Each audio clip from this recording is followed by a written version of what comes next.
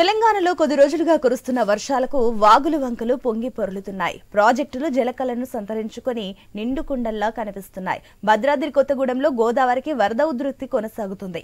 గోదావరి నీటి మట్టం క్రమంగా పెరుగుతూ ప్రస్తుతం 38 అడుగుల వద్ద ప్రవహిస్తోంది. భద్రాచలం ఏజెన్సీ చర్ల మండలంలోని తాలిపేరు ప్రాజెక్టుకు ఎగున ఉన్న ఛత్తీస్గఢ్ నుండి భారీగా వరద నీరు వచ్చి చేరుతుంది. దీంతో ప్రాజెక్టు నుంచి 48,000 క్యూసెక్కుల నీటిని అధికారులు గోదావరిలోకి విడుదల చేస్తున్నారు.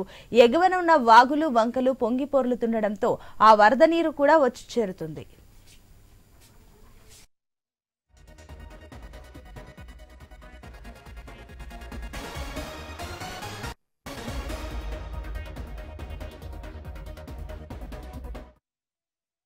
వరదలను దృష్టిలో ఉంచుకొని ఇప్పటికే అధికారులు వరద సహాయక లాంచీలను గజ ఈతగాళ్లను సిద్ధం చేశారు. గోదావరి నీటి మట్టం మరింత పెరిగే అవకాశం ఉండడంతో గోదావరి స్నాన ఘట్టాల వద్ద ప్రమాద సూచిక బోర్డులను ఏర్పాటు చేశారు. స్నాన ఘట్టాలు ముగిసిపోవడంతో ఇక భక్తులు ఎవరూ గోదావరిలో స్నానానికి వెళ్లకుండా చర్యలు చేపట్టారు.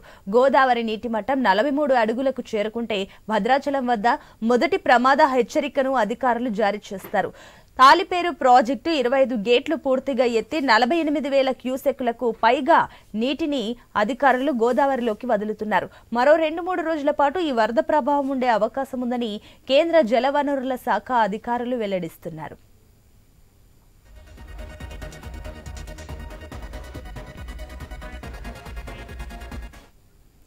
ఇసుక దీనికి సంబంధించి మరిన్ని డీటెయిల్స్ మా ప్రతినిధి నవీన్ అందిస్తారు. నవీన్, గోదావరి నీటి మట్టము ఇక దాదాపుగా 43 అడుగులకు చేరుకున్నట్లు తెలుస్తుంది. దీనికి సంబంధించిన డీటెయిల్స్ ఏంటి? సునీత, మనం చూడొచ్చు భద్రాచలం వద్ద అయితే గోదావరి పరవళ్లు తొక్కుతున్న పరిస్థితి మనకు కనపడుతుంది. గత 4 రోజుల నుంచి కూడా ఉమ్మడి అంటే రాష్ట్ర వ్యాప్తంగా కూడా కురుస్తున్న భారీ వర్షాలకు వాగులు వంకలతో పాటు ప్రధాన నదులు కూడా పూర్తి స్థాయిలో కూడా నిండుకుండలుగా మారినటువంటి పరిస్థితి మనం చూడొచ్చు. అంతేకాకుండా గోదావరి పరివాహక ప్రాంతం అంటే తెలంగాణలో ఎక్కువ కూడా గోదావరికి పరివాహక ప్రాంతం ఉంది. గోదావరి కూడా క్రమంగా పెరుగుకుంటూ వస్తున్న పరిస్థితి మనం చూడొచ్చు. 4 రోజుల నుంచి పడుతున్న భారీ వర్షాలకు పూర్తి స్థాయిలో కూడా గోదావరి నీటి మట్టం మాత్రం ప్రస్తుతానికి భద్రాచలం వద్ద మాత్రం 38 అడుగుల వద్ద ప్రస్తుతానికి కొనసాగుతున్న పరిస్థితి కనపడుతుంది. అయితే ఇంకా వరద ఉధృతి పెరిగే అవకాశం ఉందని చెప్పేసి కూడా అధికారులు చెప్పారు. అయితే 43 అడుగులు కనుక చేర్చి మొదటి ప్రమాద హెచ్చరిక జారీ చేస్తామని చెప్పేసి అధికారులు చెప్పారు. అయితే పూర్తి స్థాయిలో వర్షాలు పడుతున్న నేపథ్యంలో ఎగువలో ఎక్కువ భారీ వర్షాలు పడుతున్నాయి. ఎగువలో ఎక్కడ పడ్డా కానీ పూర్తి స్థాయిలో గోదావరి పరవళ్లు తొక్కేది ఉధృత కొనసాగుతున్న పరిస్థితి మనకు కనపడుతుంది. ఎగువలో పడుతున్న భారీ వర్షాలకే గోదావరి పరవలు దొక్కుతుంది. ప్రస్తుతానికి మన రాష్ట్రంలో పడుతున్న వర్షాల నేపథ్యంలో పూర్తిగా ఇక్కడ దగ్గరలో ఉన్నటువంటి వాగులు వంకలు కానీ చిన్న చిన్న నదులు ప్రాజెక్టులు పూర్తి స్థాయిలో కూడా నీటి మొత్తం చేరుకున్న పరిస్థితి మనకు కనపడుతుంది. అయితే ఈ నేపథ్యంలోనే పూర్తిగా మనం చూసుకుంటే గోదావరి పరివాహక ప్రాంతం మొత్తం కూడా ప్రజల్ని అప్రమత్తం చేశారు. ఇప్పటికే జిల్లా కలెక్టర్తో పాటు జిల్లా ఎస్పీ కూడా పూర్తి స్థాయిలో కూడా ఈ వరదకు సంబంధించిన సహాయ చర్యల్లో నిమగ్నమైన పరిస్థితి మనకు కనపడుతుంది. ఎందుకంటే గతంలో ఫ్లడ్ రావడం వల్ల పూర్తి స్థాయిలో కూడా తీవ్ర నష్టం వాటిల్లింది. గోదావరి పరివాహక ప్రాంతంలో ఉన్నటువంటి గ్రామాలు మొత్తం కూడా నీట మునిగిన పరిస్థితి మనం చూడొచ్చు. అంతేకాకుండా పూర్తి స్థాయిలో కూడా ఇల్లు మొత్తం కూడా ధ్వంసమైనటువంటి దృశ్యాలు మనకి గత వరదలో కనపడినటువంటి దృశ్యాలు కనపడ్డాయి. అయితే ఈ నేపథ్యంలో పూర్తి స్థాయిలో కూడా అధికార యంత్రాంగం మొత్తం కూడా అప్రమత్తం ఉండాలని చెప్పేసి మొదటి నుంచి కూడా ఉన్న పరిస్థితి కాబట్టి ఇప్పటికే మనం చూసుకుంటే గోదావరి పరివాహక ప్రాంతంలో ఉన్నటువంటి కొన్ని గ్రామాలను అయితే పూర్తిగా కూడా ఏదైతే ఫ్లడ్ ఎఫెక్టెడ్ గా అంటే గోదావరి ఫ్లడ్ ఎఫెక్టెడ్ ఎక్కడైతే ఉంటుందో ఆ ప్రాంతాలను మొత్తం కూడా ముందుగానే ఖాళీ చేపిస్తున్న పరిస్థితి మనం చూడొచ్చు. పూర్తిగా వాళ్ళని ఆ పునరావాస కేంద్రాలు కూడా ముందు జాగ్రత్తగానే అన్ని చోట్ల కూడా ఏర్పాట్లు చేశారు. ముందు అన్ని కూడా జాగ్రత్త చేసినటువంటి పరిస్థితి మనం చూడొచ్చు. అయితే కొన్ని గ్రామాలలో కొన్ని వైద్య సేవలకు సంబంధించి ఎవరైతే అత్యవసర వైద్య సేవలు అందించాల్సి ఉంటారో వాళ్ళందరినీ కూడా ముందుగానే తరలించినటువంటి పరిస్థితి మనకు కనపడుతుంది. అంతేకాకుండా అక్కడ కావాల్సినటువంటి కొన్ని గ్రామాలకు వెళ్లే ఫెసిలిటీ ఉన్నటువంటి ఆ గ్రామాలకైతే ముందుగానే మెడికల్ టీములు కూడా వెళ్లి అక్కడే గత 4 రోజుల నుంచి వైద్య సేవలు అందిస్తా ఉన్నారు. పూర్తిగా కూడా వాళ్ళు వాగులు వంకలు పొంగడంతో కూడా ఆ గ్రామాల్లోనే చిక్కుపోయిన పరిస్థితి కాబట్టి వాళ్ళు అక్కడైతే సురక్షితంగా ఉన్నారని చెప్పేసి కూడా చెప్తున్నారు. పూర్తిగా కూడా వాళ్ళు ఆ గ్రామాలలో వైద్యం అది చేయడం పూర్తిగా వాళ్ళతోటి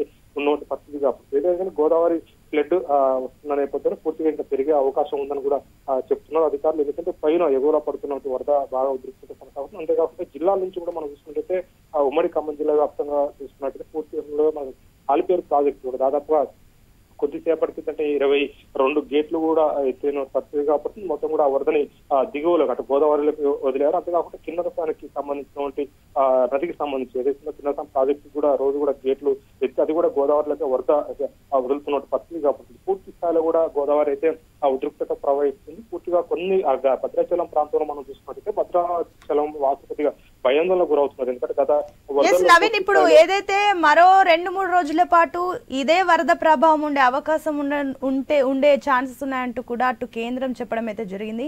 మరి ఆ రకంగా చూసుకున్నట్లయితే జిల్లాల వారీగా కలెక్టర్లు ఎవరికైనా ఎమర్జెన్సీ హెల్ప్ కావాలంటే ఎమర్జెన్సీ నంబర్లు కానివ్వండి, సర్వీసులు కానివ్వండి, SDRF అదేవిధంగా NDRF బృందాలు ఇవన్నీ దగ్గరలో ఉంచుకున్నారా? ఇప్పటికే గోదావరి పరివాహక ప్రాంతంలో ఉన్నటువంటి లోతట్టు ప్రాంతాలు కానివ్వండి, భద్రాచలం ఇవన్నీ కూడా NDRF బృందాలు ఆల్రెడీ వచ్చి రెడీగా ఉన్నటువంటి పరిస్థితి కనపడుతుంది. ఎక్కడ కూడా ఎలాంటి అవాంఛనీయ ఘటనలు చోటు చేసుకోకుండా, ప్రాణ నష్టం జరగకుండా పూర్తి స్థాయిలో కూడా ఆ ప్రభుత్వం కట్టుదిట్టమైనటువంటి భద్రత ఏర్పాటు చేస్తుంది. ఇప్పటికే మనం చూసుకుంటే ఈ రోజు ఆదివారం అయినప్పటికీ కూడా అందరూ కూడా రెవెన్యూ డిపార్ట్మెంట్ కానీ ఇతర డిపార్ట్మెంట్ పూర్తి స్థాయిలో కూడా విధులకు హాజరవుతున్న పరిస్థితి మనకు కనపడుతుంది. ఎందుకంటే ఫ్లడ్ పెరుగుతున్న నేపథ్యంలో వరద పెరిగే అవకాశం ఉంటుంది. ఇంకా పెరుగుతుంది కాబట్టి ఖచ్చితంగా ఆదివారాలు సెలవు దినం ఏం కాదని చెప్పేసి కూడా రెవెన్యూ అధికారులు పూర్తి స్థాయిలో కూడా ఈ వరద ప్రాంతం ఎక్కడైతే ఉందో ప్రాంతంలో ఉన్నటువంటి అధికారులు మొత్తం కూడా ఇలా డ్యూటీలో ఉన్నటువంటి పరిస్థితి మనకు చూడొచ్చు. పూర్తి స్థాయిలో కూడా ఫ్లడ్ పెరిగే అవకాశం నేపథ్యంలో పూర్తిగా అందరినీ కూడా అప్రమత్తం చేశారు. ఎక్కడ కూడా ఎలాంటి ప్రాణ నష్టం జరగకుంటే చాలా జాగ్రత్త. నవీన్ మరోపక్క చూసుకున్నట్లయితే ఫైనల్ గా అటు ఆల్రెడీ మొదటి హెచ్చరికను జారీ చేయనున్నట్లు తెలుస్తుంది అధికారులు. ఆ దిశగా చూసుకున్నట్లయితే ఇక రైతుల పరిస్థితి ఏంటి? పంట పొలాలకు సంబంధించిన డీటెయిల్స్ ఏంటి? నష్టపరిహారం ఎంత జరిగింది? ఇప్పటి వరకు ఆస్తి నష్టం ఎంత జరిగింది? మనం చూడొచ్చు. అంటే ఫ్లడ్ మొత్తం తగ్గిపోయిన తర్వాత కానీ ఆ పంట పొలాలకు సంబంధించినటువంటి నష్టపరిహారం అంచనా వేయగలదు. ఎందుకంటే పూర్తి స్థాయిలో కూడా కొన్ని ప్రాంతాల్లో అంటే ఇప్పుడు ఆ గోదావరి ఫ్లడ్ ఒకటే కాదు, గోదావరితో పాటు ఇతర నదులు ఉన్నాయి, వాగులు వంకలు ఉన్నాయి, అవి కూడా పూర్తి స్థాయిలో కూడా పొంగి పొర్లుతున్న నేపథ్యంలో వీటి ఎఫెక్టెడ్ కూడా పూర్తి స్థాయిలో పంట పొలాల మీద పడ్డది. దాదాపు మనం చూసుకున్నట్టయితే నిన్న ఐఎన్స్ టీము పంట పొలాలని పరిశీలించడం జరిగింది. పూర్తి స్థాయిలో కూడా ఒక్కో ప్రాంతంలో ఎక్కడైతే ఈ వాగులు ఎక్కువ ప్రవహిస్తూ ఉంటే పరిస్థితి కనపడుతుందో ఆ ప్రాంతాల్లో పూర్తి స్థాయిలో గోదావరి పరివాహక ప్రాంతాల్లో కొద్దిగా నీట మునిగింది. అయితే వాగులు ఈ మధ్యకాలంలో వాగులు ఎక్కువ కూడా మన రాష్ట్రంలో బాగా పడుతున్న వర్షాల నేపథ్యంలో, జిల్లాలో కూడా పడుతున్న వర్షాల నేపథ్యంలో పూర్తి స్థాయిలో కూడా వాగులు అయితే పూర్తి స్థాయిలో ప్రవాహం కొనసాగుతుంది. అయితే కొన్ని పంట పొలాలు దాదాపుగా మనం చూసుకున్నట్టయితే 1000 ఎకరాలే ఉండొచ్చు ప్రస్తుతానికి. అయితే నదుల పక్కన ఉన్నటువంటి పొలాలు కానివ్వండి, గోదావరి పరివాహక ప్రాంతంలో ఉన్నటువంటి పొలాలు కానీ పూర్తి స్థాయిలో కూడా ఈ వరద తగ్గిన తర్వాత నష్టం ఎంత వాటిల్లో ఉంటుందని చెప్పేసి కూడా అంచనా వేయచ్చు అని చెప్పేసి కూడా అధికారులు చెప్తుంది. ఎప్పటికప్పటికైతే ఆ జిల్లా కలెక్టర్ మానిటరింగ్ చేస్తున్న పరిస్థితి కాబట్టి ఎందుకంటే పూర్తి స్థాయిలో ప్రస్తుతానికి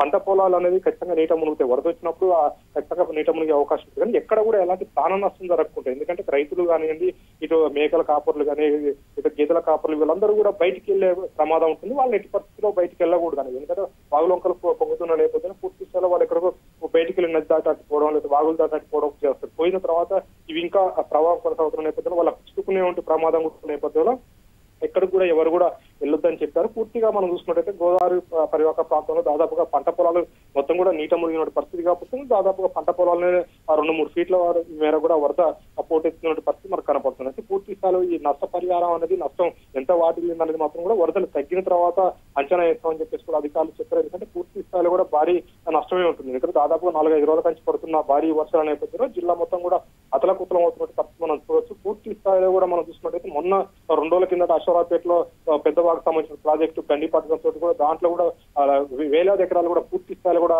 నీటి మట్టమైన ఉంటుంది. అంతేకాకుండా ఇసుక మేటలు వేసిన పరిస్థితి మనం చూడొచ్చు. అలాంటి కోకొల్లలుగా గోదావరి పరివాహక ప్రాంతాల్లో ఉంటుంది. ఎందుకంటే ఇక పూర్తి స్థాయిలో గోదావరి ఇప్పుడే పెరుగుతుంది. దాదాపుగా 38 అడుగుల మేర ఇప్పుడు కొనసాగుతున్న పరిస్థితి కాబట్టి 43 అడుగులు. అంటే ఈ రోజు ఖచ్చితంగా మొదటి ప్రమాద హెచ్చరిక సాయంత్రం లోపు చేసే అవకాశం ఉంటుంది. అంటే ఇంకా మొదటి ప్రమాద హెచ్చరిక, 2వ ప్రమాద హెచ్చరిక, 3వ ప్రమాద హెచ్చరిక ఇక్కడ దాకా దీనికి వస్తే మాత్రం పూర్తి స్థాయిలో పంట పొలాలు మొత్తం కూడా ధ్వంసమైన పరిస్థితి కాబట్టి ఇసుక మేట వేసిన పరిస్థితి మనం చూడవచ్చు. పూర్తి స్థాయిలో కూడా అప్పుడు అంచనా అనేది తగ్గిపోతుంది. ఇప్పుడు మనం 1000 ఎకరాలు అనుకున్నటువంటి నష్టం దాదాపుగా 1,00,000 ఎకరాల దగ్గర పోయే అవకాశం ఉంటుంది. ఎందుకంటే గోదావరి పరివాహక ప్రాంతమే కాకుండా వాగులు పోటెత్తుల వాగులు కూడా ఎందుకంటే రివర్స్ ప్రవహిస్తూ ఉంటుంది. అప్పుడు పూర్తి స్థాయిలో కూడా కొన్ని గ్రామాలు కూడా నీట మునిగే అవకాశాలు కనపడతా ఉంటుంది.